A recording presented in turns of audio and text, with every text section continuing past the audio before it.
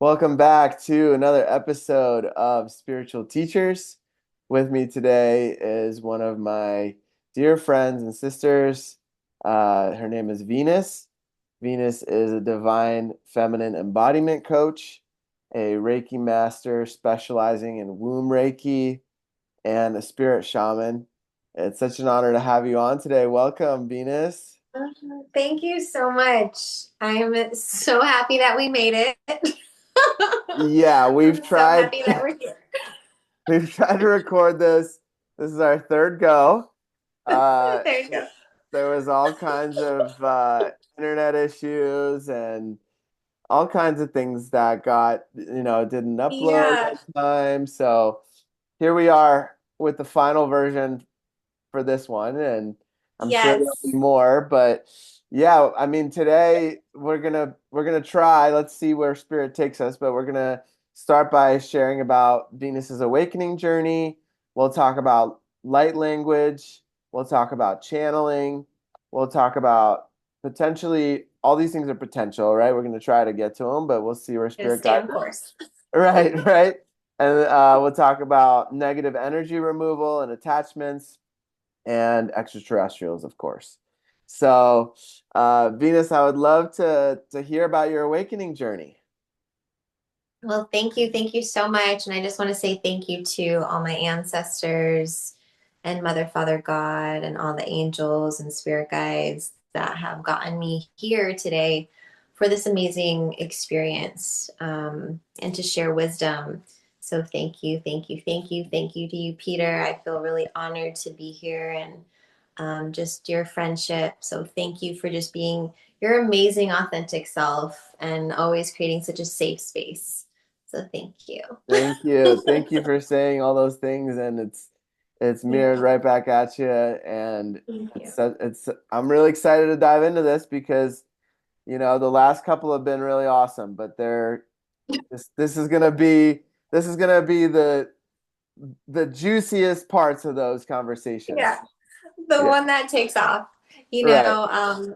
And I feel right before I get in, we've always met either on like a full moon or a new moon or like a portal day. Like yesterday was a portal day, so Hmm.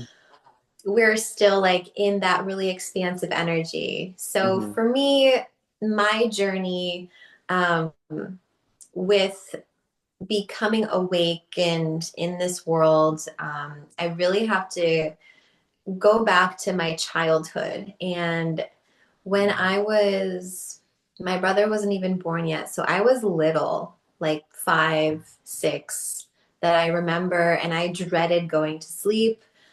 I really didn't like the dark. Um, because at nighttime I would have more interactions with spirits, with different beings of all different dimensions, alien beings coming to visit me at night and feeling them like touch me in the bed or just laying next to me or talking to me. It was very disturbing. I'm just like, what do I do with this information? This is wild. I remember, my third eye being so open and activated that I would like go into different portals. Like I even still see it now. Like the corner of my room would like become something else. And it terrified me. I was, um, we'll get into it more, but the spirits that were more so like serving darkness it was easy to be afraid. It was easy to be fearful. So at that point I really like shut down everything. I was so scared I couldn't even go to the bathroom alone like during the daytime as a little girl. And my parents they didn't really know what to do. So fast forward, um, my older brother passes away from a motorcycle accident when I'm 20. And for that moment of like realizing how precious death is and life is, and like it's a transitional opportunity, that really started opening up my mind and my heart again to the spirit world. Because I was like, well, I'm so close to my brother. I want to stay connected. Like, it can't just be it. Like, there's Right, got to be more. of course. Um, and feeling his connection and like having very visible experiences with him, like I did when I was younger, I was like, oh, wait, this is actually not that scary. Um, so for me, it was like the death has really been like a transition um, into really owning my power and owning my power in a way where I know that if a spirit comes into my room at night, I just need to give it love, Hmm. ask if it wants to go to the light. And if it doesn't, then it goes away. Right. Um, and just having like a really simple interaction, but knowing like the power of my heart chakra, the power of love really is so powerful. Um, so that's been like an amazing journey just to experience that, to be on so many different ends of the spectrum. Like I always talk about the pendulum swinging. Like when people first meet me, they're usually like, "Wow, you have it all together." Like you probably like came out of the womb like this, and I'm like, "No,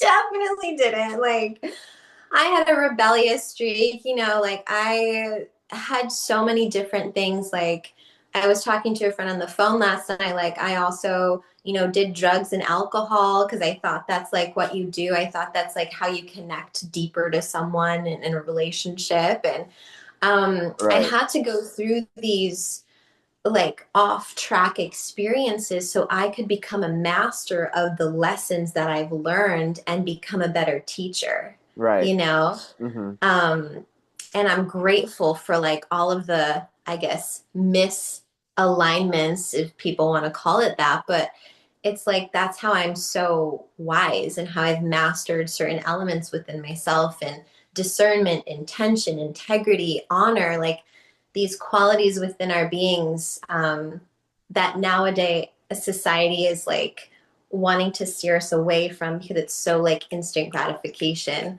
For Um, sure. For sure. Relationships, food, anything you can just get in a second and replace it with whatever wasn't working. Right. Um, Right. You can just so swipe yeah, right. yeah, Yeah. swipe right, Yeah. next produce, like it doesn't, it's just so, it's just different, you Hmm. know. So that's my journey to just keep it super short and I could go into it for like hours, but the big parts were my brother, the relationship with my mother. Ooh, that was a big one because it's like I'm sure y'all can relate. It's like we grow up and we have these experiences, some of us with our parents, and we're like, man, this is not what I thought like my mom was gonna be like. I thought she could be like this, but she's showing up like this, and I don't like it. Hmm. So we have that like expectation, that judgment of a person who actually signed up to do the thing that we wanted. Like Right. Like I our chose soul my wanted. mother. Our soul Totally, wanted. Yeah. totally. Like I chose my mother to show up the way she did so that I could be super discerning in my relationships, so I could empower myself when someone was trying to shut my voice down or like my own decision making or my own intuition. And I Hmm. and I know how to like empower myself in those ways. So she taught me some huge life lessons that I couldn't have learned if she was like the mom I always wanted. you Yeah, know? the TV mom, right? The one we see Totally. on all the comedy shows and all that, right? Totally. Yeah. Yeah. So those were like really big moments in my life because I had a really hard time um, accepting, and now I've accepted it and I've made peace with it. And I love my mom for, how she's showing up, but I'm not holding her against this like illusionary vision of her that I wanted her to be this person. Now, therefore, she's bad or whatever. It's like, no, she's perfect. Actually, she's doing everything she needs to, so I can become the person that I wanted to be within this family dynamic. So, um, and And I'm sure a lot of also, women can relate to that story of like the mother daughter story. It's a big one. And then the third pillar that really helped like push my trajectory and re-examine my relationship with money, with wealth, abundance, true abundance, with it, which is inside my relationship and like reconnection to Mother, Father, God mhm, was the death of my father, and he passed in 2020, and that was like another big experience for me to go through and like an initiation because I needed to face all of those things and become even more fortified inside. So, Yeah, thank you for sharing that. I mean, your story is so powerful, and I think that a lot of people try to avoid facing these things. They try to numb it out in today's society, right? Like they try to do everything they can to not feel, to not go into that uncomfortable, uh, those uncomfortable body sensations, right? uh, We're taught that like tears aren't, especially for men, it's like don't cry. You're a man, don't cry, suck it up, push it down, and mhm, those experiences are to be fully felt. And it's not going to go anywhere when you push it down. It's just going to eventually come up as anger or frustration or mhm. in these ways that are really unhealthy. So, for all the listeners, I really encourage to look at that, because what eventually happens if you don't look at those traumatic, more difficult parts of life is that it manifests as disease, right? And it can Yeah. look so different for different people. And uh, I was talking to somebody yesterday at one of my jobs, and they were saying how their daughter took the COVID booster shot, and they got really an autoimmune disease from it.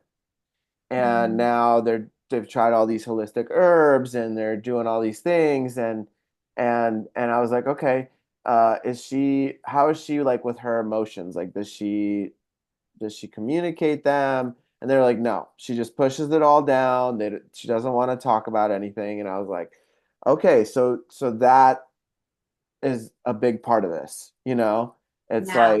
like that is manifesting itself as the body trying to talk to the person, right? Like, hey, Mhm. there's so much energy stuck here that it needs to be addressed and felt and moved so Yeah. that once that's dislodged and moved from that area, then it can start to manifest into the healing and those kind of things. And every disease, I believe, has emotional components.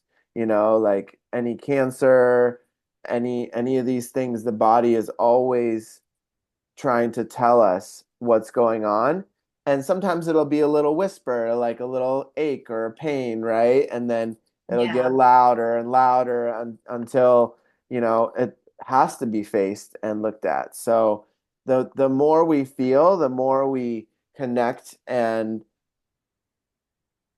find the tools, right? I know for you and myself, one of my biggest tools in the beginning of my journey was Reiki. When Mm, I when yeah. I found Reiki, that was so empowering because I was like, I could be going through anxiety anywhere in the world, anywhere in the galaxy, right? Like if we can travel off planet, right? Then Yeah. then I can you're telling me I can activate an energy that is always with me that can flow through my hands, through my feet, and back into my body and heal myself from that. That was so empowering for me. I was like, wow, okay, this I don't need anything with me but myself, like and that was one of my first huge initiations. Would you I can would definitely relate. Yeah, I going through my yoga teacher training that opened up a lot of the chakras and like stagnant energy you were talking about, and I was feeling everything that I was shoving down because in my family I didn't show my emotion. Mhm. No, no way. Right, I cried in right, my room by myself. Like, right. so I relate to that because I also was introduced into a very masculine society, being a woman. So it being introduced to Reiki after going through like my teacher training as a yoga instructor, I was like, this is amazing. Like, this is awesome. And that is truly when I completely stopped even having a glass of wine or um, having like these little, like, I became very intentional Hmm. with my practice. I was like, if I'm going to do this, I'm going to be a Reiki master and I'm going to do it right. I'm going to do it how I feel it needs to be done. Like, I'm going to be that pure, clear channel and vessel. So when people come to me, they don't have to go through like, if I had a glass of wine or if I ate like low vibration foods, like they don't have to feel that. They can just like whoop, get the booster shot of like God. Right, Which right, is Reiki. I'm just making a joke there, but right, right. um Yeah. yeah, it was so powerful. Reiki, like it gave me such a boost of confidence and like really heightened, and that's when my intuition got even more stronger and like came back to what it was when I was little. And that's when I really started to like delegate and navigate and learn about the spirit world and like confront it instead of hide and be frozen in my covers like, oh my god, there's something here. Like, Yeah, I've yeah. mentioned this on one of the other podcasts, but I can totally relate. Like there were moments in my life as a kid where I would be sleeping or trying to fall asleep and there'd be like a knock from the attic, or I'd wake up and I'm getting a little bit of chills right now, but I'd wake up and I'd be dreaming about this. This one dream like stands out big time.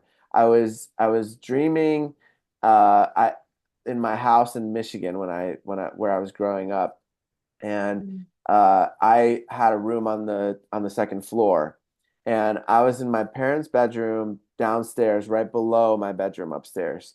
And in the dream, I heard these footsteps like running through my room, running down the stairs, stopping in front of my parents' room where the door was closed, and and then I open the door and there's this little girl with blonde hair standing there. And I was like, whoa, okay. And then immediately I wake up and I see in the corner of my room that same spirit. And I'm in that sleep paralysis, you know? And I'm like, okay, this is really interesting. And, later on in my journey, I realized that a lot of times these spirits come to us because they want to go to the light and they feel our energy. They feel that we're able to do that, right? Uh, Yeah. and and so eventually, when I moved to San Diego, another big initiation was I helped one of these spirits transfer over into the light, Mm. and it was guided.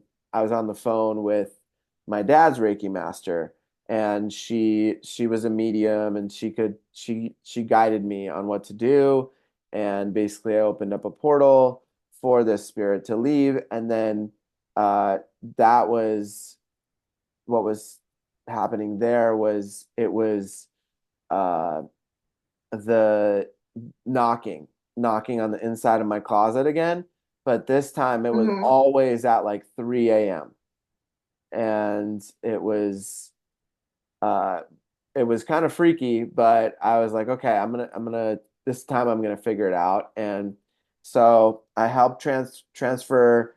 I called in the ancestors of this spirit, and then they came um, and I was actually like in communication with this spirit through my dad's Reiki master, and she was like, "Okay, he's telling you like he only wants you to do it because he feels like everybody else is just going through the ceremonial steps, and that you're more real, and that you can actually like help in a more authentic way."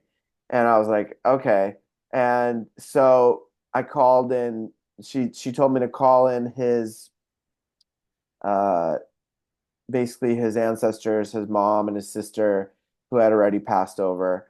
And he went over to the portal that they held his hand and he went. And then his brother was there and his dog too. So they transferred into that portal and were able to go to the light. So yeah, it was a really beautiful experience and also very empowering where, it was like there's nothing to fear here. These beings are just somehow, for whatever reason, stuck in this dimension and they're trying to get back to the light. Yeah. And to help the viewers like understand why you were chosen, Peter, is because you have full conviction that you could do it. Like like you had full conviction that you could help send this spirit to the light, and some people, when you don't believe in yourself, when you don't believe you can do it, it's not going to happen. Hmm. It's like we are that powerful as humans because of our belief. It's Right. like, so just to make that clear, like you are a very powerful being because you believe in yourself, and like you Hmm. believe that you're showing up with help, with goodness in your heart, and like to be of service, and like that's really powerful. And um darkness doesn't mess with that. They're like, goodbye. Right. Like, Right. see you later. I don't want to go to the light yet. Goodbye. Oh, he's gonna send us to the light. Like, let's get out of here. Like, this Right. guy knows what's up. Yeah, Yeah. and it's interesting because it feels as though for many people I've talked to, this is kind of a step in that journey with facing Mm. these deeper fears. Even if you look at the story of Buddha or Christ, these Yeah. spiritual masters, they had to sit and face these entities and these more dense beings that may not be serving the light or may be serving the light just in a different way, like of guiding people through what they don't want. And at the end of the day, it's all God, right? So it's all serving us to that yin yang, and you can't have one Hmm. without the other. But these initiations uh, aren't to be feared, but now it's great, and part of why I started this podcast is so that we can shine the light on different teachers and people that can guide and help people in their journey when they're going through these kind of things, because I know, Absolutely. yeah, just like yourself, like I didn't have anybody to guide me in those times, and my parents were just like, you're good, just shut it out. When it got really crazy was when I watched The Sixth Sense. Like that was crazy because I was like, that's actually happening to me. And I remember not sleeping in my bed for like 9 months. Like I slept in a cot next to my parents' bed because I was like, okay, like this is actually a thing. They're making movies about it. Like, it was I think looking back at it, it like made it more real, because before that it was just like my own experience and I was like, oh, is this actually happening? And then it was like, yep, it really is. And Mhm. but like just to give people the light of the situation, the silver lining of it is that through all those things, right, there's an opening to a connection, right? Like a channeling or a communication with these beings, and that opens the communication with my guides, with the angels, with all the light beings and all the beings that are there to help me because they were there the whole time. I just wasn't sure how to communicate with them, right? Would you agree with that? Yeah. Yes, I agree that the communication can feel like, to our humanness, like it has to be tangible, like it has to make sense, like a Ouija board, like something, it has to make sense, but it's really so like inside the body that it happens, where um it's like a dance that you do every single day to like really fine tune that feeling center that so interestingly society was like, yeah, let's cut people off from their femininity and their feeling center so they can't be intuitive and inform themselves with their own thoughts and ideas that are coming from God. So like of course people nowadays are like they're more aware and like able to catch like when they're like kind of swept away in like the 3D world, but it's really, something that I'm also passionate about is like helping people understand like your feeling center has always been there. The muscle just hasn't really been used because that's not really like what was taught in school and everything like that. And I also wanted to touch upon, when spirits do interact with you, sleep paralysis is not always a bad thing because sometimes spirits will put you in like a psychosis almost, where like they're freezing your body because they're doing upgrades and they're doing healings on you while you're sleeping. So, and sometimes you wake up and you're aware that it's happening and it's Right. uncomfortable. Like I've had that experience many times where I'm like, this is weird. Okay, try to go back to sleep, try to go back to sleep. And like I do, but I've communicated and they're like, oh yeah, we were just doing upgrades on your body and we needed you to be super still. And I'm like, oh, okay, Right. Makes sense. cool. Yeah. Thank you. Thank you for that.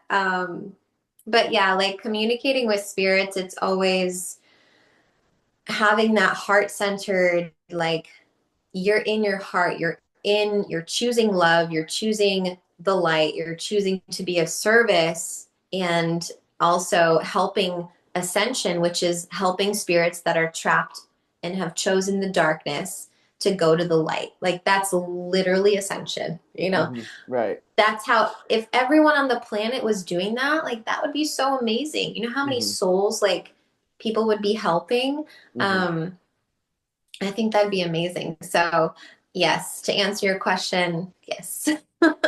Okay, beautiful. And the question comes up like, what do you think happens to these spirits, these souls that get trapped? Like, do you think that they have karma that they still are clearing out while being on the planet? There's probably lots of different scenarios, but from my Um, understanding, that's part of it. yes. So, what happens is, for example, let's take like a really bad example. Like, Okay.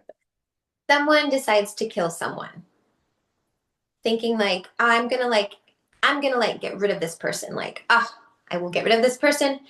Little do they know, they just created a lifelong bond to that soul that they killed. Because Mm, when they pass and they are met with the light, they have to atone and feel what they have done. And mm, and most souls that don't believe that they're worthy, that they're good enough because they've done really bad things like kill someone, hmm uh, they will choose the darkness immediately. They're like, there's no way I can be loved for this. This is such a horrible thing I've done. Like, there's no way. So they choose the darkness because darkness is like, yeah, we got you. Like, we hmm got you. But God is like, no, I still love you. Like, I still love you as a soul. But that moment and that feeling, most souls are just like, I don't understand how I'm worthy to go up there. You know, hmm it's really like a huge piece that I've seen. And I've just heard feedback from like spirits where I'm like, oh, that's really interesting. hmm Um, so, there's many, of course, there's many spirits, there's many souls. It's like maybe like a little part of like what happens. But it's always a choice. Like we have free will.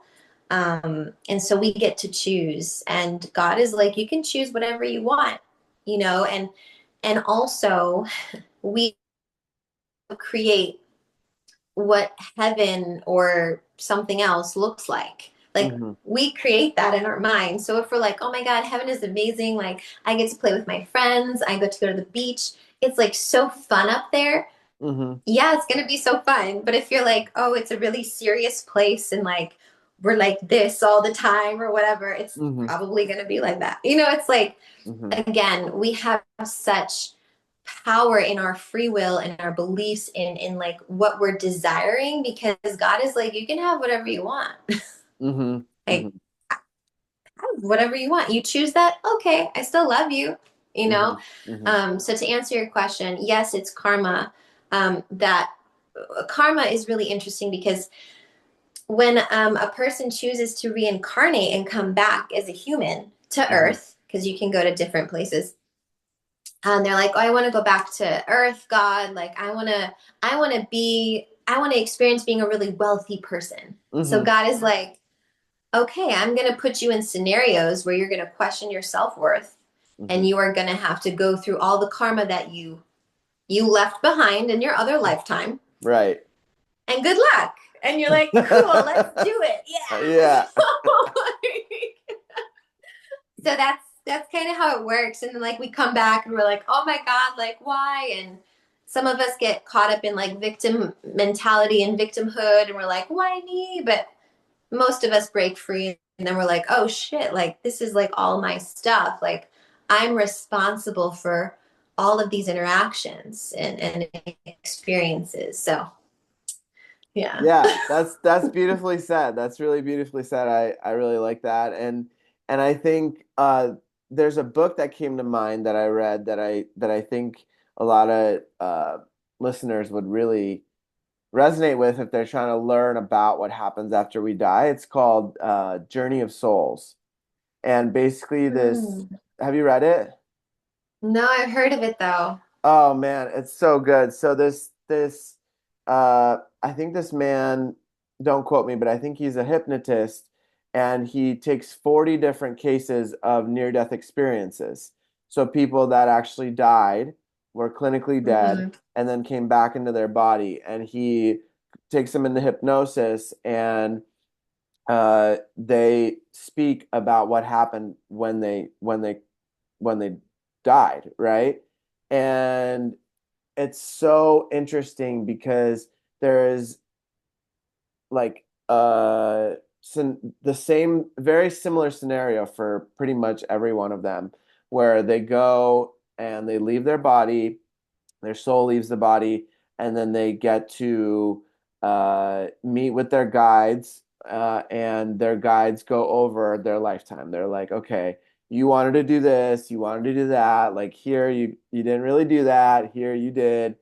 Okay, like what do you want to do? And then, the people that choose, because like you said, they're making a choice to come back into their Hmm. body, and those people that have these near-death experiences, they have like a little bit of a moment where they're like, okay, I still haven't done this, I still haven't done that. And it's interesting because I had an experience similar to this back in 2012 or 2013. I was driving and I was about to, I could see the fork in the road. Like I could see that I could die in that moment, and I could see that I could also live. And my car was shaking and it was like about to flip over this ridge, and I could have died that way, right? And it was this moment before my awakening, like before all that, it was like my this voice came, and it was now I believe it's my higher self or one of my spirit guides, and the voice was like, are you ready to leave? And I was like, I haven't even started doing anything I came here to do yet. Like I remember saying that. And they were like, okay. And they moved the car to where my tire stopped right in between those dividers. Like, there's the guardrail, and underneath the Uh-huh. guardrail there's dividers. And my right tire got stopped right in that divider, whereas it could have flipped over the cliff. Wow. And so I remember, like, I didn't get hurt at all. I was fine. Like everything was like it could have been really bad, but Yeah. I chose to stay, And I remember like, okay, now I gotta it like gave me a little bit of a boost, right? It was like, okay, Mhm.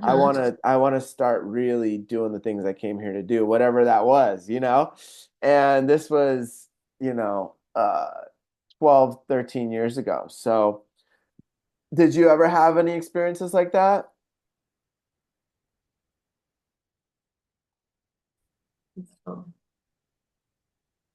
Well, Italy. Um, my dad and my older brother at the time like went to go get ice cream or something, and my mom went into labor. Long story short, she was not able to like articulate, like her water broke, baby's coming. And so by the time the doctors and nurses figured out like baby's coming, I had drinking my mother's womb water and pretty much like was dying. And I remember even right now, like every time I tell this story, it's like I remember being like literally like emergency C-section ripped out and like put into an incubator. Mm, Um, wow. and it's so interesting because I was the only girl born in the hospital, and like it was very intense for not only me but like my mother too. Of like this is her firstborn child. Like this is very intense experience. Um, and then I've always felt very like very lucky with being out in the world, and literally nothing has harmed me. Um, in a way where like I've been driving a lot. There was like one time after my brother passed, I was driving on like really icy highway roads in Connecticut on the highway, and the big truck was like pushing the snow under my tires, and I just started like skidding and then spinning, and then I was okay. Like Hmm. the highway was full of cars. How am I untouched? The Hmm. car's fine, I'm fine. You know, some techno song was like blasting in my car the whole time. Just like what? Um, totally fine, totally untouched. You know, I've had jet ski like incidences where like I went underwater for a really long time, and like I just popped back up. Right. She's alive, she's fine. So I feel very protected by by my guides and my ancestors, Hmm. because I've had moments where I was like, that was very dangerous. Right. Like, Right. but, um, In those and moments, did you ever have your guides or yeah, most of your guides or higher self communicate with you? yes, it's usually in nature. Like I had a Mm. really magical one in Encinitas, Beacons Beach, right before I moved out here, where I went into the ocean and I went kind of out there, like, you know, up to here in the water. And I just remember my body being like, stop, don't move. And I was like, okay. And I didn't move. I can't see in the water. And, you know, I just start like singing I'm speaking in tongues, and I'm just like, okay, life is great. You Yeah. know, it's great. I swim back out. I climb up the big hill and I go to my car, and this man is like, I was praying for you. I'm like, why? He's like, you were surrounded by tiger sharks. I'm like, what? Wow.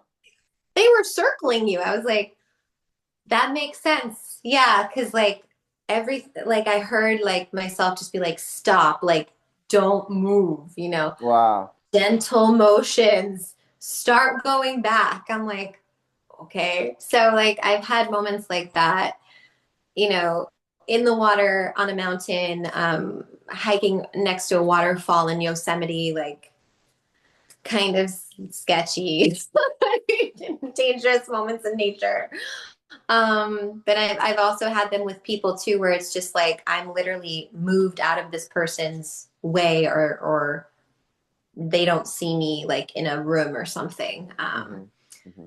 So yeah, I hear my voice often, and sometimes it's interesting because I'll hear my ego and I'll hear my higher self, and my intuition, I call her, and my intuition's like, she is gentle, but she's got a strong voice. Like I can hear her. And then Hmm. my ego is like anxious. Mm. It's like I hear her, but she's like anxious. Like do it now. Like go now, go now, go now. Like, and I'm like, okay, let's dial it in. Right. So Center a little bit. yeah, Right. maybe back. Right. Okay, Yeah, so you mentioned light language that you were doing with the sharks. I think so that brings up a beautiful experience that we had together where you organized a retreat out in Kauai on the yeah. Hawaiian Islands, and it was so beautiful because I had just met you, and I remember feeling so called to this trip. And what we did we were there for I think 7 or 8 days, right? Yeah, like a week. Yeah, yeah, and every day around, lunchtime, we would lay down on our backs, and Venus would start channeling and speaking light language and connecting to the gods of Hawaii. And Mhm. it was really beautiful because every day was a different god, or demigod. I don't know the proper term for them, but they were we were connecting with them every day, and every day I would start hearing Venus. Her voice was so soothing and nurturing and calming, and then I would just leave my body. Like I would just go into that space of connecting with these demigods. And I remember it was really powerful and really beautiful. So Mhm. can you talk a little bit about that trip and also about what happens in those moments when you're connecting and how that all started for you, those kind of things.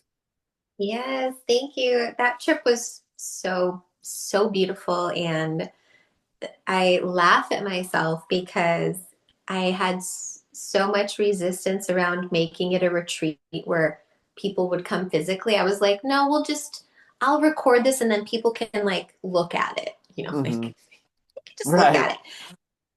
And, people were like, hey, so I'm coming to Kauai. Can I meet up with you? I'm like, mm. Still so resistant. And so eventually I was like, I gotta rent a place and like have these people come because this is God speaking to me of like, people want this. Like Hmm. they want to be there in person. Um, and I think for me at that time as well, I was still getting like comfortable speaking in tongues, speaking in light language, um, in front of people because I could feel when people were uncomfortable, or I could feel what they were saying. Hmm. Like I had many of my gifts were like coming back really strong, and Sonia Grace explains it really well. But one of the clair sentient or audience where I can literally hear someone's thoughts, and so like there's different, like I hear the person speaking, but I hear like two other thoughts come thinking from them. Like it's really interesting. Mm. So to say the least, during that time, I just sat down and I connected to the land and I was like, Kauai, you brought me here. Um, I had this beautiful vision and download of this retreat called the Sisterhood of the Pearl. Like it just came through one of my high priestess trainings, and they're like, "Oh, you're going to Kauai to like really help heal and activate the land and like do some really fun things with really fun people." Hmm. And so, when I would go into those states, it just comes naturally. But I have to just like, teaching yoga, like I had to get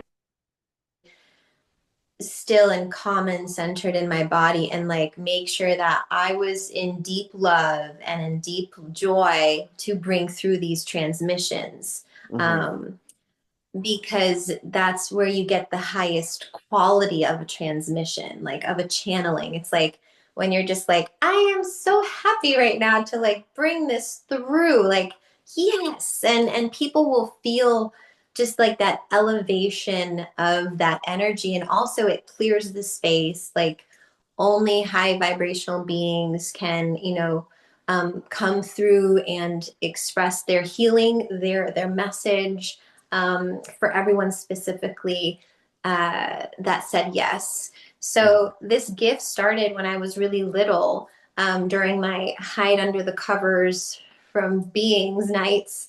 Hmm. And I also speak Hungarian, so I was like, what am I speaking? When I was young, I would just kind of like mumble and say things, and I would also pretend that I was a witch and I made it rain and I made it a rainbow in the sky. And like my parents would just be like, yeah, she's just being, herself. But I would oftentimes then sing in light language in the shower, and my younger brother would hear me and he's like, what, that was awesome, like what was that? I'm like, I don't know, I'm Mm. just like making stuff up, like so it's always kind of been there, but then it really came back on and I realized it had an effect on people when Hmm. I would do it and someone would be like, wow, I feel so much better. I don't know what that was. I was like, oh, interesting. Like, was it what just happened? I had to Mm. like kind of put the pieces together because again, I didn't really see this on the mainstream. Now people are like, you turn on YouTube and it's like channeling the Octurians. And I'm like, this is Right. awesome. Yeah.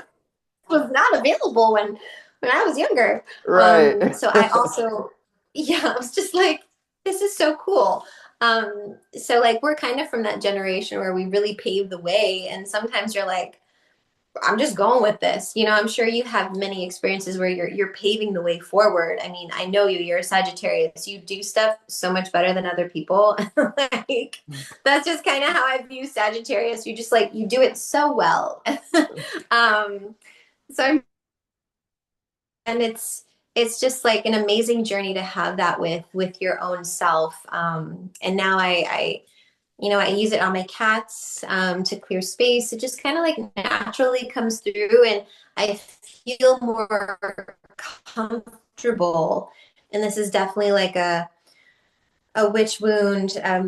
It's just very deep of doing it in public where it just Mm. you're walking down the street and like I feel this call to like, oh, I want to just say this. I don't know why. Like I don't need to know why, but maybe a bird needs this. Maybe the tree needs this.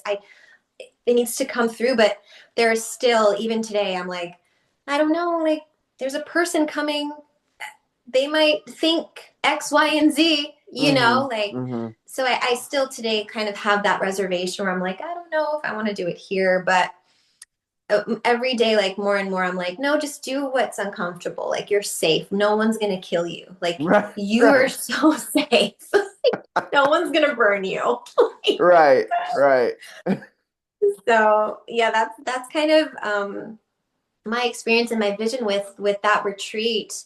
It felt like it was just going to be this one time thing, but now it feels very much like I want to just keep doing that. And that's where, like what I was saying earlier, that transition of my spiritual business is like I want to do that. I want more in person retreats, where amazing people like yourself are coming and they're adding to it, and who knows, like that collaboration element. Like I want that unity, that openness, that community feeling of like, no, we're all doing this together. It's like, Hmm. yes, maybe I organize the retreat. Yes, maybe I have some ideas, but also we are all here for very similar reason and passion. So like, Hmm. let's do it together. Yeah, and Um, I think and the bigger picture is for the land, for maybe the I was gonna say that. I think that a big part of it was anchoring in the light and doing grid work as well with that experience. yeah. And I did feel like you held the container really beautifully and you made everyone feel included and part of it, and it was really profound. I really to this day feel like there's different subtle integration still happening from that. It was really beautiful. I really appreciated that. And I wanted to ask you like as you're doing it and like I'm passed out on the ground, right? I wouldn't even say passed out. I'm just astral traveling somewhere, right? Like I'm so comfortable that my soul is like dancing somewhere, right? Or speaking with the demigods or whatever it's doing, right? Like I don't know, I don't have memory of it, but I know if I went into like a hypnosis state, I could access that or in meditation. But like, are you aware are you sensing what some of these people's souls are doing, or are you just in your zone? Like, what's happening for you? So I'm in my zone. Hmm. However, when I'm done, kind of, there's like, how do I explain it? It's almost like an in and out feeling where it's like I'm in the zone, I'm super focused, but then I'm like aware. It's kind Mm, of like a breath, and then I'm like back in the zone, but then I'm like aware. hmm. It's like, Hmm.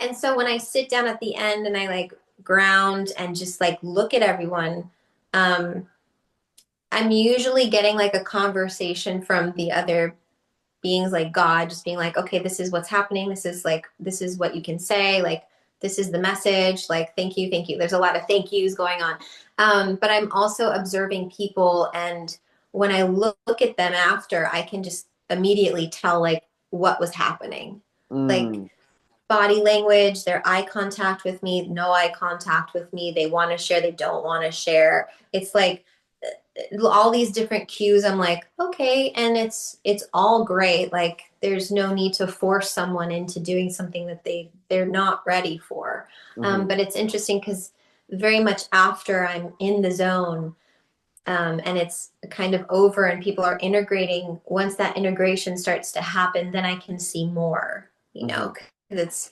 everyone is just kind of doing their own thing. They have their own contracts that they're like, hey, this is what I signed up to do here. Hmm. And so they're kind of doing that. And I remember for a few people it was, more emotional and like bigger releases, but for some it was a very like internal mental dialogue, Hmm.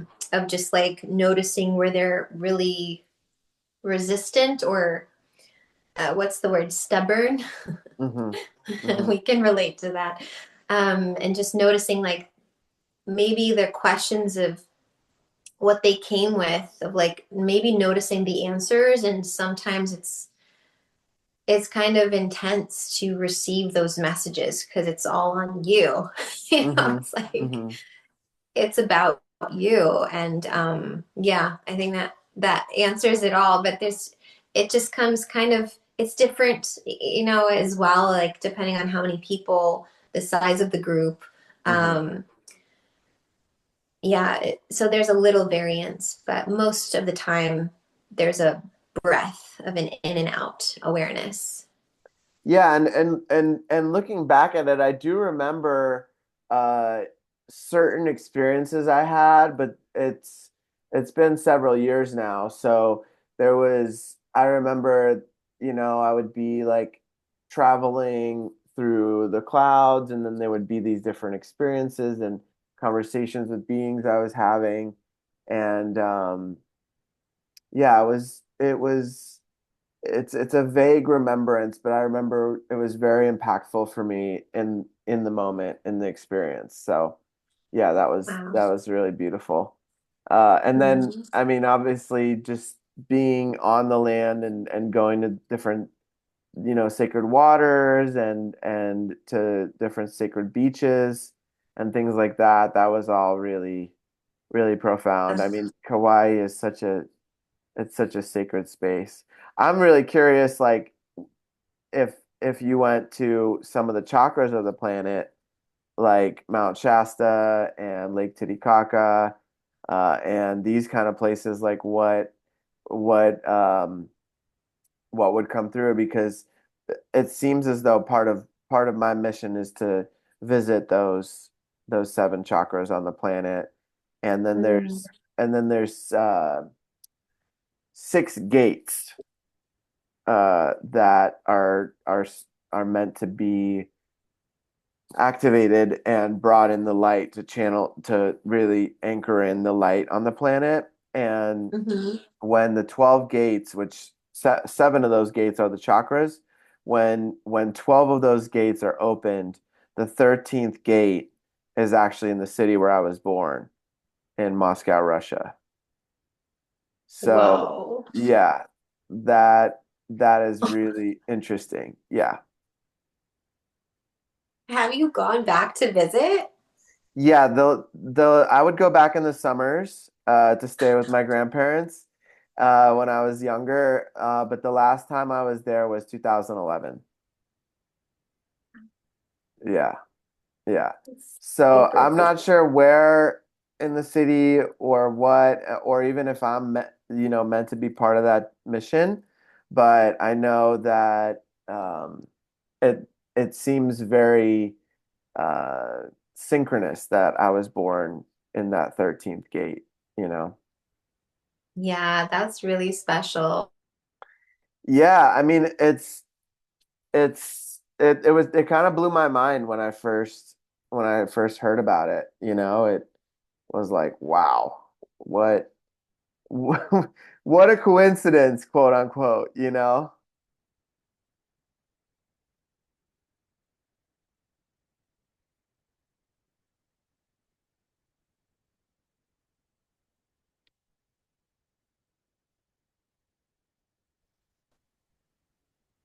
Hello. Hello. Hi. Yeah, so I was just saying, like, what a coincidence that that was that location, you know? And Yeah. uh yeah, so what you know, I've heard Bashar, um the man named Daryl who channels a being named Bashar, and he talks about he's all over YouTube and Instagram, and he's got the bald head. A lot of you may have seen him, and he has a documentary movie.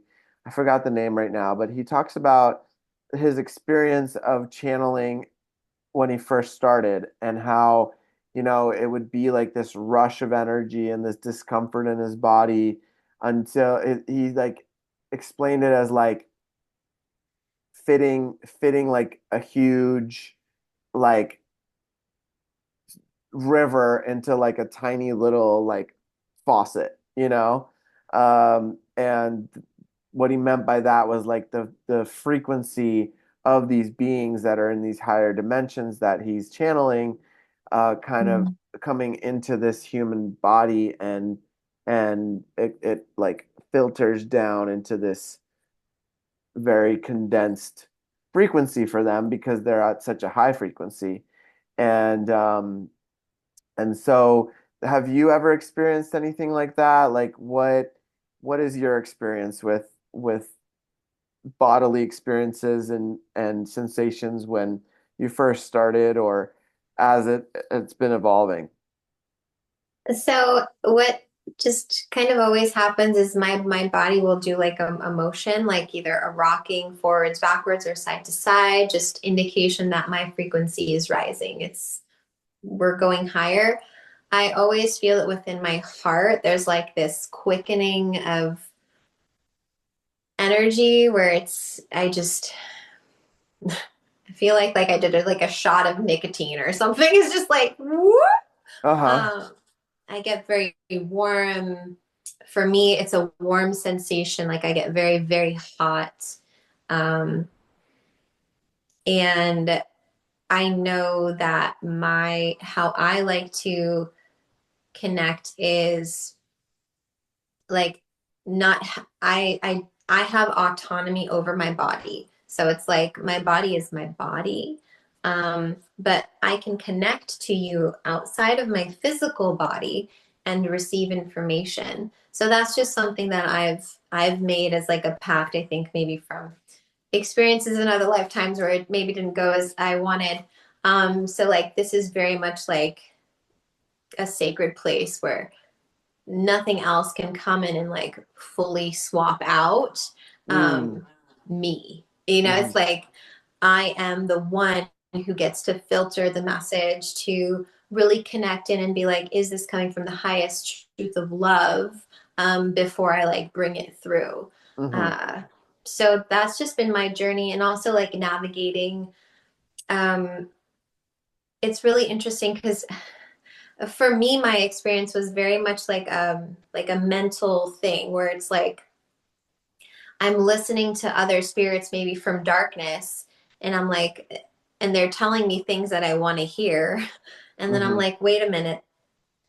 I actually want to talk to higher vibrational beings that will give me the truth. Mm-hmm. Um, so my journey with that was like, uh, where did it come from? It's like I stopped listening to the truth because I didn't want to hear it from higher dimensional beings. Because when I shared my truth with people, people would hurt me or discredit me or like be mean or whatever. And so, like, I made up this thing that, of course, now is dismantled. But Mm-hmm. that's like, that was my journey with listening to all different types of beings and then like discerning that energy, being Mm-hmm. like, well, I want to know the truth. Like, I want to know more. And they'd be like, well, we have to remove these layers because you don't actually want to hear the truth. And it's like, oh, interesting. Mm.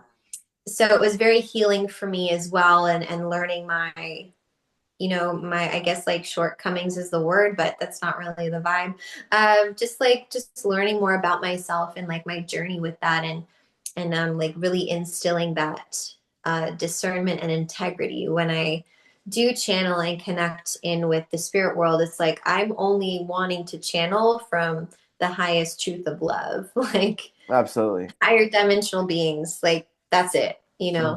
Mm-hmm. Mm-hmm. Very rarely in a session, if I want to find out more information, because most of the time, because I've been there, people are like, no, everything's fine, everything's great. I'm like, Mm-hmm. oh, is it really? Okay. Right, right, You have no faults. That's cool. right, That for you. right.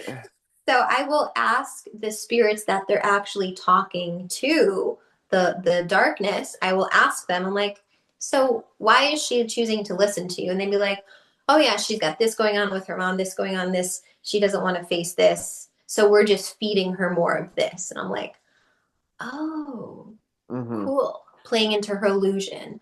So And yeah. they're feeding off of that. That's kind of the relationship there. So, this is a great segue into people that are ready to remove these types of attachments and entities and things like that. Uh, can you talk a little bit about that? Yes, it's like it sounds so simple, yet it's like Right, right. so your attention is everything.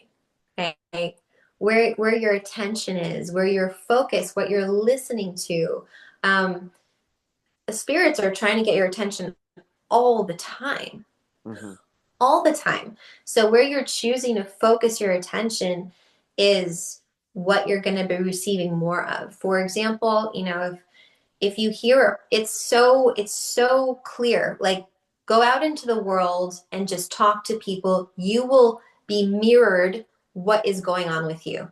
You know, Right. like if a friend comes to me and she's complaining and she's in victimhood, I'm like, oh shit, I'm listening to stuff from the darkness, you know, because I will see it in someone else and I'll be like, we got to shift this right now. My attention, they've been feeding me stuff I want to hear. You know, like we all know what that is. Like they're feeding the stories that keep you small. They keep you in that, well, I'm not going to, you know, make space for this person. I'm not going to open my heart or whatever it is, like to keep you in that small story because Mm-hmm. they get energy off of your fear. Right. um, So in order to clear stuff like that, and I clear every single day. I don't think it's like one and done. I would love to get to that point where, because your attention is going, like, you could go online and like unintentionally click on something, and then you're like focused on this like traumatic negative horror story, and then you're like, oh my goodness, I've been listening to that for the last hour, you Right. know. And so more of that is going to come into your field because you've been listening to more of that. Mm-hmm. Um so the way that I clear it, here's a few ways to do it. If Because I actually love horror movies, like, what's that new one with Dracula? Nosfertura. I just butchered the name. Nosfertura. I don't Y'all know. get it. We're into it. Uh-huh. Beautiful romantic Dracula love story. Lily Depp is in it. She's amazing. And so I will tell my ego, I will say, ego, do not take any of this information in. Mind, body, emotion, spirit, subconscious mind, don't take on any of this information. It's just for entertainment. And so, Mm. like, my Mm-hmm. body's not going to be taking in this like information. It's just like, okay, we're enjoying our time. Mm-hmm. Um, and that's one way to clear the dimension of your mind. Mm-hmm. Um, and then another way is, if you're journaling or if you are having a conversation with a friend, is being aware of the discussion. Is it which channel? Is it like a fear-based discussion, or is it a love-based discussion? And notice if you can try to pivot it. Of course, it's from like fear to like a love-based discussion, because that's going to help you filter. So for example, if you choose to listen to someone complain for an hour, darkness is going to be like, oh, she easily like will choose to do that, so we're going to give her more of that. Like, Mm. she doesn't have boundaries against this. But if you choose not to, like, if you're like, hey, I'm so sorry, like, I have to actually go, or if it's in a text message, you just don't reply. Like, you don't have to reply, because if you're choosing to engage, it's like, again, you're making a choice, like, this is what I want, this is the energy I'm focusing on. Mm. And this is a lot deeper of a topic because people will have guilt. Well, I wouldn't want to treat someone like that. I would want to reply to a text and like give them a nice message. Do you though? Like, why are you feeling guilty? Mm-hmm. It's like, it's so deeper than that, but that's, I feel like, I'm for another topic. But I experience that as well because I'm human, and I will catch myself when I'm moving from guilt and I'm like, oh no, no. I don't want to move from guilt. I only want to move from love. And I will literally stop. I won't reply. I won't respond to someone, because if I'm moving from guilt, darkness wins. Right. End of story. Or if I choose to stop myself and go back into my heart and be like, what's really beneficial for me? I'm choosing God. I'm choosing God consciousness, Christ consciousness. I'm choosing to evolve. Mm-hmm. And that's, like, I feel maybe a slightly more rational way someone could just like catch themselves day to day, because we're human. Mm-hmm. Um, and then if you really want to like sit down and clear yourself, you just have to ask your ego, or your emotions, um, what are you listening to right now? Are you listening to love? Are you um, moving from a place that is empowering? And so these are like deep journal questions where your ego will tell you the answer because it's here to be your assistant. It's just going to tell you, yeah, I'm actually like reliving this story from your childhood and playing it out in every romantic relationship because you want to feel safe and in control. Um, Mm-hmm. okay, can we not do that? Right. Right. So, and because spirits are always listening, once you start to establish this authority with yourself, they're not going to want to stick around, Mm-hmm. because they know you willingly can send them to the light. It's so easy. I'll Mm-hmm. just sit in bed and be like, little girl, because I like to play with my inner child. Mm-hmm. I like to make it fun. Mm-hmm. I'm like, little girl, take your magical wand and find a really creative way to send the darkness you've been listening to that makes you feel bad about yourself and send them to the light. And Hmm. then I will wait. I will yawn. My eyes will water. Maybe I'll take a really big deep breath, or I'll just feel different Hmm. and I'll know it's been done. And it Hmm. really is that easy, you Hmm. know? But I've gotten to a place where I really believe and I have full conviction that I can do it because I've done it so many times. Hmm. And it's just like, again, that muscle needs to be practiced. Yeah, and to add on top of that, I think there's a lot of tools out there for people to move and manage their energy. And Yeah. like you mentioned, it's a daily practice, right? It's like taking a shower for Mm-hmm. your energetic body, right? And so like what I work with every morning is hape, which is like a tobacco snuff from the Amazon that is meant to feel my body. And to what I like to incorporate is tapping. So I'll tap, starting from my hands, go up towards my chest, starting from my feet, all the way up to my throat. And then I think a big part of it is intention and also speaking it into this reality. Mm. So I'll say, I want to align with my highest timeline. I want to align with love with the people I'm going to be interacting with today. I want to be of service, or I am being of service today. Those kind of affirmations, and Mm. then and intentions, right? And then from there, I'll say anything that is not serving my highest, anything that's not aligned with love, anything that is any dis-ease in my body. I want that out. And so, Mm. kind of like you said, maybe I'll cry, maybe I'll have some tears run down my face, or I'll start sweating, or I'll actually purge. Very rarely I'll have food, like actual food come out. It's usually energetic. And I also like to create a channel of light going through my body and through the Mm. place where I'm sitting so that anything that comes out of me goes directly to creator to get alchemized, or down to the earth if to for the earth to dissolve it. Yeah. And so with that, it's I'm clearing because I live in Las Vegas, so there's a lot of dense energy here, and Yeah. I have to make sure I'm doing it every day.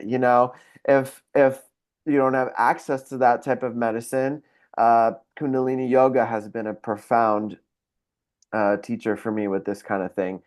There's all these what are called kriyas, which are a set of movements that are very specific for what the individual is working on. So let's say you want to clear your aura every day. There's very specific movements like above the head, like this, like clearing out for X amount of minutes. And so then it's also aligning the spine, allowing for the Kundalini energy to rise up and for Mm. the channel, as you will, to be open and centered and the chakras to be aligned. So yeah, there's a lot of different tools out there. Even meditation is a great way, right? Like just sitting Yeah. in silence and just like tuning in, like where in my body am I holding tension? Where is it that what emotions am I holding? Like, am I worrying about something my friend at work has shared with me, Mm. and I can breathe and release that, right? Like I can use my breath to release that from my body. And then there's things like the chi machine, right? Where you lay on it, and it's been created by the Japanese, where originally the Tibetan monks, they still do, where they hold each other's ankles and they oscillate, with them laying on their back. And that's just like starting to move the energy, opening up the meridians, opening up these nadis, these channels, right? And then Mm. and then that starts to allow that energy to move, right? Like that's that stagnation that happens in the body, also can be the stagnation of the emotions in those areas. And so that starts moving, and then we allow ourselves to feel, right? Like we were saying earlier. And then Yes. from there, we can start to release. But we have to have awareness of the body and the connection of the emotions and the feelings that are being held in different parts of the body. So that's just a couple of tools. There's so many other things you can do, but is there any other tools that you would recommend? And so, as a spirit shaman, I love going to the spirit world. As you can tell, it's like it's just been so profound for me Hmm. because I'm very much like, I have a lot of air in my astrology, which I don't want to blame it on that, but I like to think, being my mind. So getting in my body and feeling and communicating with the spirit world and just going directly there and being like, what's going on here? Hmm. Like, what am I not seeing? Right. Is really helpful for me. But to answer your question, I start my day every day with prayer. Like, I wake up and I'm just like, thank you, God, for this beautiful life. Like, I'm so blessed. And I'll sit in prayer. Um, I will do a few different like activation meditations, which are moving energy in my body. Again, just different forms of meditation and movement that I've learned in like my shamanism training. And one of them is really cool. So you'll stand up. You can also do it sitting, but you'll take your hands and you'll just take your eyes and you'll move from left to right about 40 Mm. times, but you're also breathing in sync. And so this is literally balancing your left and right hemisphere of your brain. So you're balanced, you're clear, you're connected. It's so wonderful if you've had like a hard conversation or something's just on your mind and you can't stop going there. I love doing that. I'm just like, boop, super balanced, super clear. Um, I love to dance as well. Like I will intentionally get up. Every day is different. Sometimes it's a 5 minute dance. Sometimes it's an hour long dance. But I'll Hmm. make the intentions, especially as a woman, to move my hips, to be free, to move my emotions and anything in my body that needs to be released in like maybe not a graceful way. Hmm. Like it's just gonna come out how it's gonna come out, and like I'm stretching and moving my body because for women, most of us have like super tight spandex pants or underwear on and everything's just compressed, and like we're maybe not moving our hips only like during intimacy, and it's just like that's not how it is. Like Right. um you need to be able to move your hips throughout the day, connecting with yourself, being embodied. Um, so for me, those are like really specific, like feminine practices that I do that just make me feel really balanced, and they fuel my like radiance and receptivity. So I'm like, okay, I'm able to like be in my feminine and like in my power, and show up in like a really beautiful way.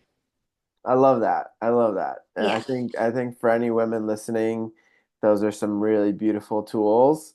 I think ecstatic dance is such powerful medicine where, Yeah. anybody who hasn't experienced it, it's basically a safe container where people go to dance. Most cities have ecstatic dance in different Mhm. parts of the world. And so in that space, you can just be free to dance and move and make sounds, whatever you want in without any judgment, right? Like everybody's there to just do whatever they want. And in that space, it's been so freeing for me because I will just like do, strange movements that like open up my back, like open up my hips, like allow for energy to start really flowing. And then from Mhm. there, it's like I feel so good because my body is loose, and also all that tightness that we were talking about where we hold it, it starts to loosen up, Mhm. and you can do it different ways. You can go and do it in the steam room to loosen up. You can work out. You can do martial Yeah. arts. I mean, there's so many ways to connect to the body. Qigong is another amazing one, and Tai Chi, Pilates. Pilates. Yeah, you're really into Pilates lately, right? Yeah, I love it. Oh, Yeah. I don't think I've ever tried it. I know it's amazing for the core and for overall body strength. So yeah, I know that that's an awesome practice as well. Any type of sweating, right? Like allowing mhm. sweat like moves that energy. Um, you know, Hot bath. right, right. Yeah, I heard a podcast the other day. Um, it was a Theo Vaughn podcast, and he had uh, oh my gosh, what's the comedian, the African American comedian that has the oh man, I'm blanking out on his name. He has he usually straightens his hair and he kind of like dresses like a pimp. Uh, and he's like Cat really Williams. yeah, yeah, Cat Williams.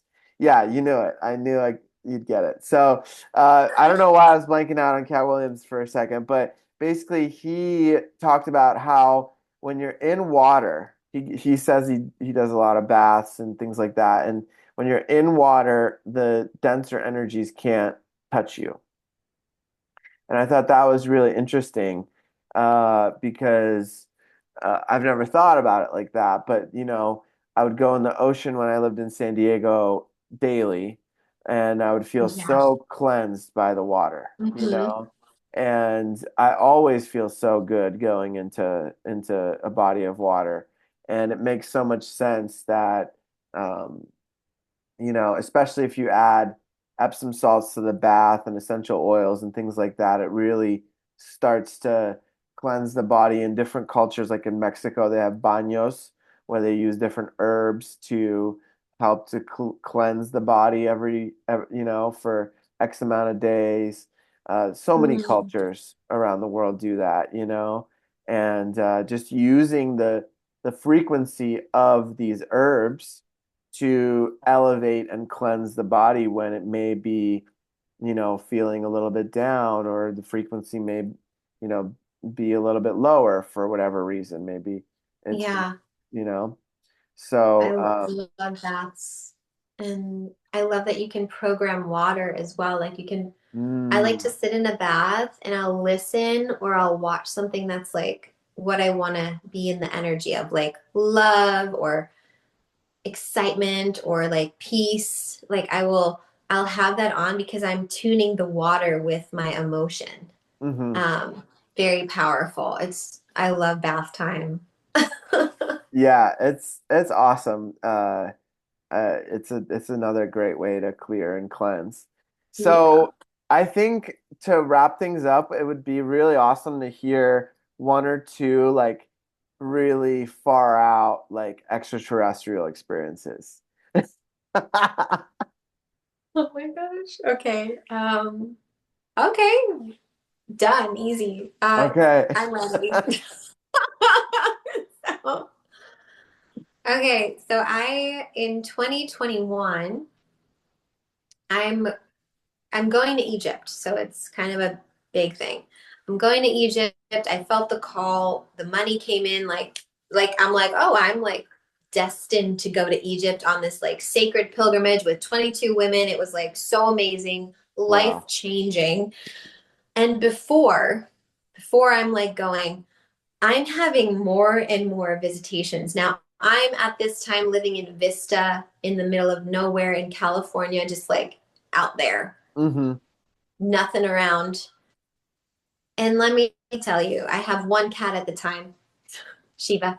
Uh, and I just noticed that she's terrified of something. And I'm like, a cat scared? I haven't seen this before. hmm And she's just like under the cover next to me. I'm like, this is like so unusual behavior from you. Like, Right. what is going on here?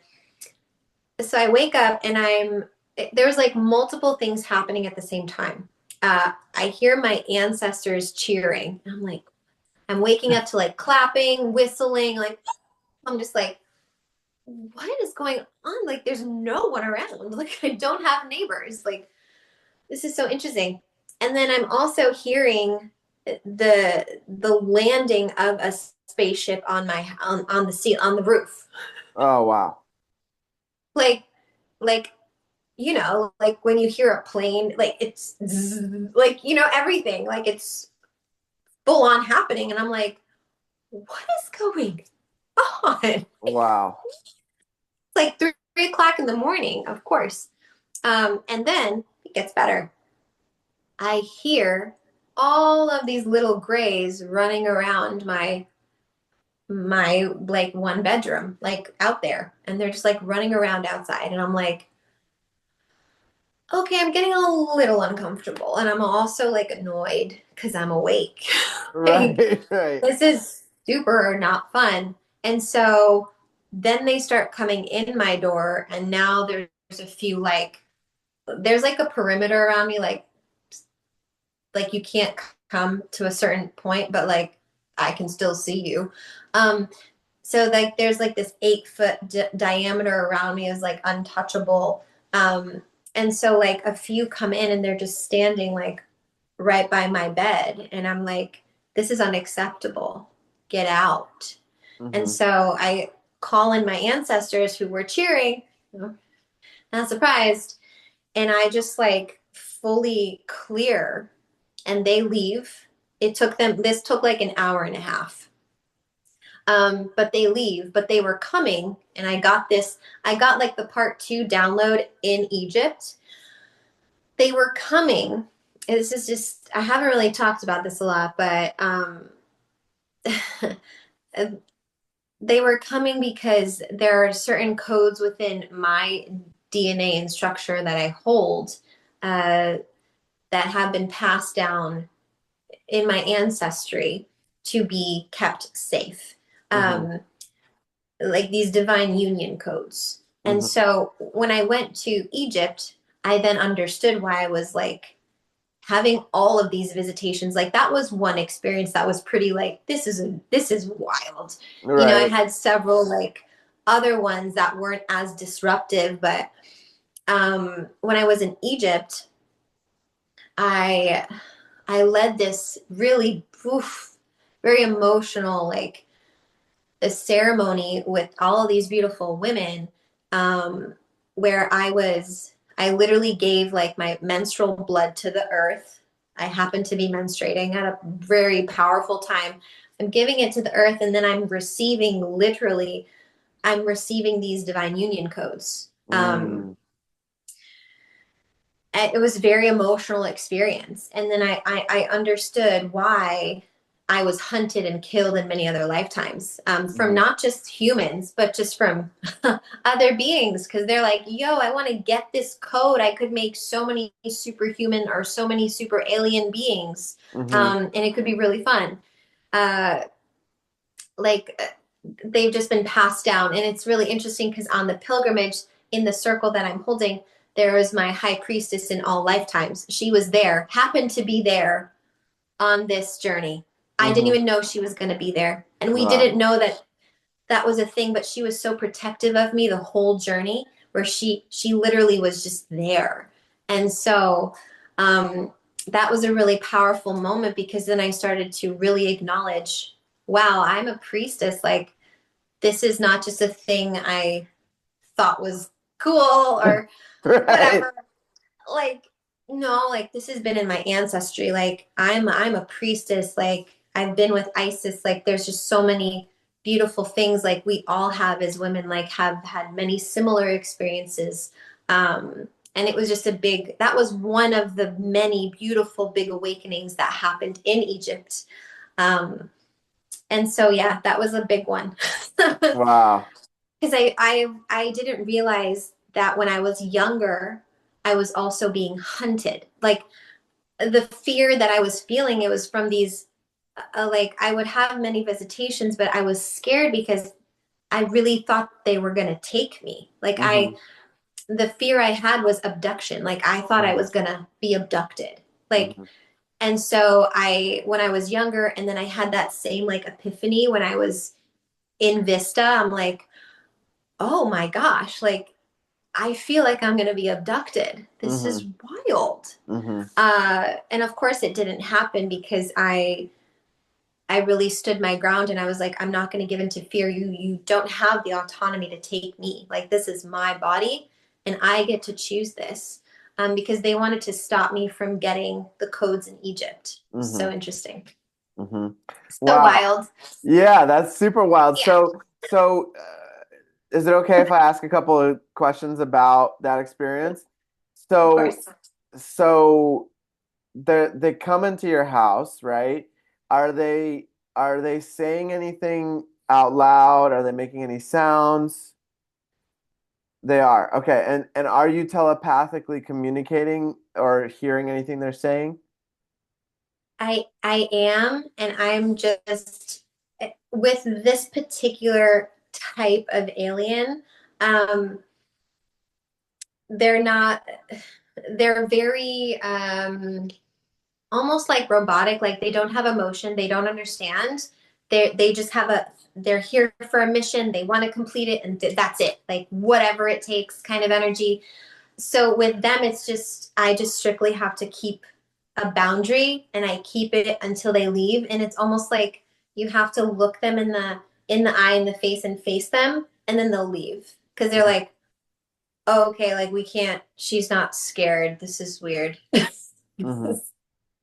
We thought she'd be scared, and then we could take her. We don't know what to do here. So Right. then they leave, right? Mm-hmm.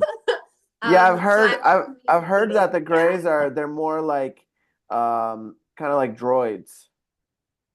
Like Yeah. they're like Yeah. programmed to do certain missions and they're almost like you said like almost robotic. So that's really interesting that. And there wasn't any other ones like taller ones or other colored ones that you saw like that were maybe in the ship or uh controlling them from somewhere. And so there were like two really, really big ones that were in the ship, Hmm. and they were kind of like, I think, giant, silent giants. Um, Hmm. just kind of there to make sure like all these little grays would like go and do their thing. Hmm. Um, and then they realized like, okay, this isn't really actually going to happen. And that landing of the spaceship happened like three times. It's like Oh, in the same night. not the same night, but different attempts, like Oh, okay. leading up to me leaving for Egypt. I was like, this is wild. Like, Hmm. what's going on here? And then I realized in Egypt, oh, that's why. Hmm. Right. they they didn't want me to go. Right. So it was just really interesting. But just like with all beings, aliens, like there's some good, there's some not good. They just have different energies. Um, like the Pleiades, amazing. They're here for humanity. Like they want to help. Hmm. They want to be here. They love humans. They love Earth. Like they want to help. So not to scare people, listening to this like, oh my God, like everything I see in the movies is real. No, it's 1,000% not real.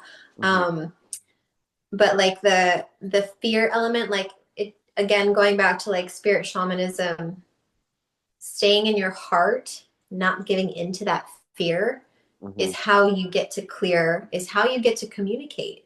Um, you could even communicate with a color. Like I love pink. Pink is very protective of me. It's just I blast out the pink, and sometimes I'll get like a color back, and I'm like, oh, interesting.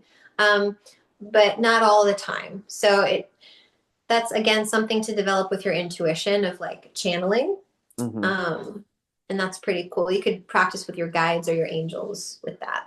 And so with the when you blast out the pink and you receive a color back, what is happening there? What's the color coming back from? So I'll blast out, for example, like this is what love means to me, pink. Mm, Like, okay. and then they'll be like, well, this is what love means to me, yellow. And I'm like, Ah, okay. interesting. Uh-huh. Um, so that's a way to communicate. And that's just like building communication. Mm-hmm. So, yeah, just another tool if you want to do that. But most people in a situation like that aren't going to be like, let me do a color right now. You're Right, right. How Yeah, that's more advanced level courses there. like, just stay in your heart and you'll be good. Like, stay in your heart center. Know that no one can hurt you unless you believe they can take you, believe they can hurt you. Like, Mhm. keep your autonomy. So, So if somebody's in that state of fear and it's like starting to spiral out and they're having a hard time connecting to their heart, like what could somebody do in that situation? which I have been there many times. Let me just make that super clear. I have had many experiences. I'm not a perfect human that I came out this way. Like, I want to make that super clear. I've had many nights like that, many times where I'm like so scared, where it's so insane. Like, this is wild.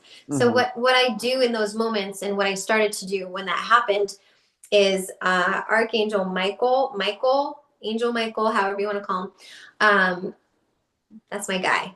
I'm just Hmm. like, Angel Michael, be here. And when I was younger, I actually found something on YouTube that was like a prayer, because I was like, I don't know how to pray. I was Right, like, I was so caught up in like, what if I say it wrong and whatever. So I like found something online, and I would just play it, and then I would repeat the words, and I would feel like, okay, like I'm okay. But now, if I do feel fear, I just say, ancestors, Mother, Father, God, like, let me know that I'm safe. And then I'll start to feel that, and I'll just be like, I'll just be real. Like, I'm talking to you. I'll be like, I'm afraid right now. Can you help show me how to clear this space? Can hmm, you help show me how to feel safe? Can you help me get back in my heart center? Because I'm afraid right now. And they'll be like, okay, and it'll just happen, you know, because spirit is always in of service to you. So if you say, show me how, they got to show you how, you right, know. right. That's just what they do. So yeah, and just reminding myself, like, I'm not alone ever, you know. Yeah, In those moments, it's like I just need to speak and activate my voice. That's why it's so important for women to like really learn that. Um, as a priestess, it's like you get to invoke your ancestors, you get to invoke the light, you get to invoke all of the truth from God. And right, like when you start doing that, it's like natural. So now it's like my prayer that I say, it's a clearing one, it's invoking Mother, Father, God, are the archangels, the masters, galactic healers, and high vibrational beings, and all the spirit animals, because like I'm like, yeah, my God, everyone's here, you right. know. Um, and I just have to invoke them if I need their assistance. So it's definitely been a huge journey from like, playing playing a YouTube video that I'm like, please help me pray, to like Right. now I've learned how to pray, which I'm so grateful for. Yeah, I think that's such a beautiful journey, and I think what the key, from everything you shared is that heart like led space, right? Like, and the communication and the telepathy can only happen when that heart is open and allowing. So the reason why, people have experiences in their dream state is because there isn't those blockages like when we're awake in this body, and so the journey, it seems as though in order to develop deeper into these kind of things is to Mm-hmm. open up the heart and to really connect to love and connect to that loving essence of every being, and then from that space, have autonomy, and also that opens that connection, that channel.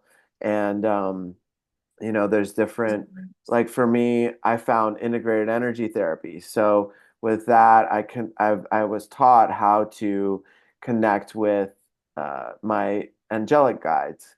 And then I was actually visited by like physically visited by my guardian angel, and she showed herself to me. But the first time she came as like a little blue ball of light, and I was scared. I was in the middle of the basement, like in a dark basement in my dad's house, and I'm like, "What the heck is this?" Right? And then out of this little blue ball, I received, my heart was open enough that I received a telepathic message telling me a name to look up on Facebook. I typed in the name, and it was the picture, the cover image of this person was a book that was open, and it said love on both Mm. pages. And I was like, okay, this being's coming with love. I Then the next night, same thing happened. I saw the blue light for a second. This time I wasn't scared. I knew it was coming with love, and this like amazing like sacred geometry being with all different like flower of life moving through with all these different colors, and it was like part translucent with like rainbow colors moving around.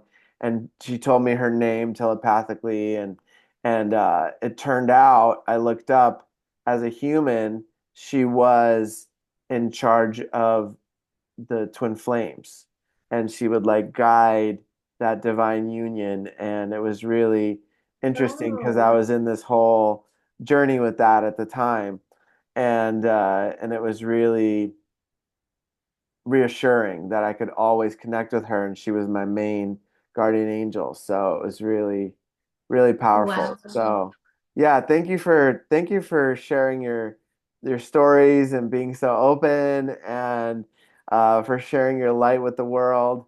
I feel like we could keep going for many more hours Yeah. and easily. But I'm sure we'll schedule a second part to this. So, thank you Yeah. so much again, Venus. It was such an honor to have Thank you. you. I love you. Thank you. Thank you. I love you. Until next time. Okay.